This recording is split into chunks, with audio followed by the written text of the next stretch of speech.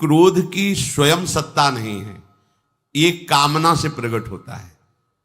अगर कामना है हमारी ये कि सब शांत बैठिए, समझिए, और अभी कोई हल्ला मचाने लगे तो अभी क्रोध आए, हे तुमको यहां का नियम पता है, शांत बैठना चाहिए, ऐसा अगर कोई भी कामना है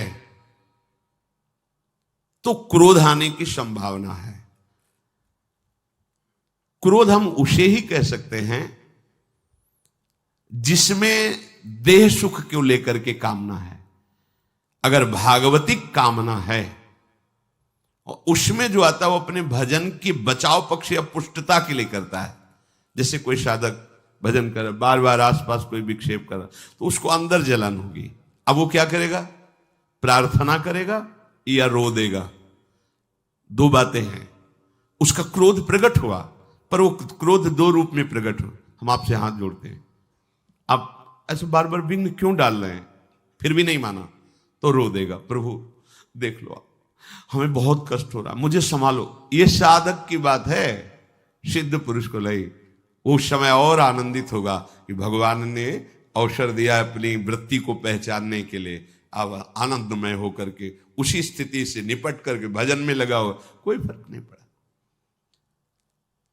क्रोध अगर अंदर आता है तो पूज्य बाबा कहते हैं क्रोध का लक्षण है दुरुक्ति, कठोर वचन, गालियां निकलने लगना, यह क्रोध का स्वरूप है। अगर उपासक में 1 महीने भजन करने के बाद एक बार क्रोध आ गया तो 1 महीने का भजन प्रभाव ढक जाएगा। जो तुम्हें बोध होना चाहिए आनंद नहीं होगा। अब साल में 12 बार आ गया तो हुआ क्या, और या दिन में 12 बार आता है दूसरे पर हमें, क्योंकि कामनाओं की बौछार हो रही। जो महात्मा जन हैं उनमें कभी कभी क्रोध देखा जाता है, होता नहीं है।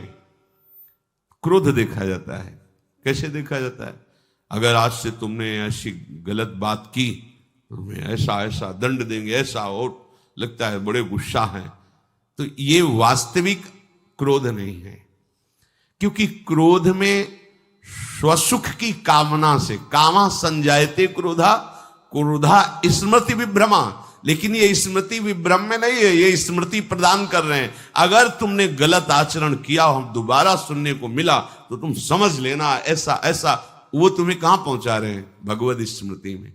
तो क्रोध तो नहीं हुआ, क्योंकि स्मृति विभ्रमा नहीं हुई, और स्मृति विभ्रमा में बुद्धि नाश हो, लेकिन वो तो परम बुद्धि में स्थित है।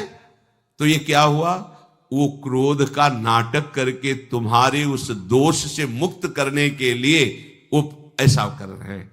वो कठोर वचन बोलना, डांटना, कड़े सिद्धांतों में चलाना, तो उसमें तुम्हें लग सकता है कि इस महात्मा में भी क्रोध है।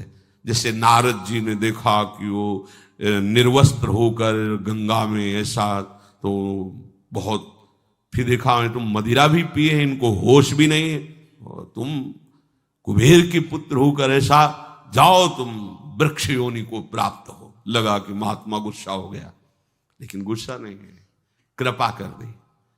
नंदालय के यमलार्जुन बने और भगवान सच्चिदानंद श्री कृष्ण का दर्शन, स्पर्श और संभाषण प्राप्त हुआ। कितनी बड़ी महात्मा की क्रोध उसे ही हम कह सकते हैं जो सुसुख वांछा से हो। हमारी सुख वृत्ति में बाधा पड़ा और फिर ये, तो उसे हम क्रोध कह सकते हैं। प्रायः संतों में जो देखा गया है वो दूसरों को महासुख में पहुंचाने के लिए देखा गया है।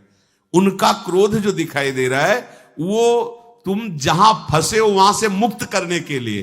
वो क्रोध नहीं हुआ, क्योंकि क्रोध का परिणाम होता है स्मृति भ्रंशा, और उसका स्वरूप होता है बुद्धिनाशो, और उसका फल होता है प्रणश्यंती, पूर्ण रूप से नाश हो जाना। लेकिन ऐसा नहीं होता।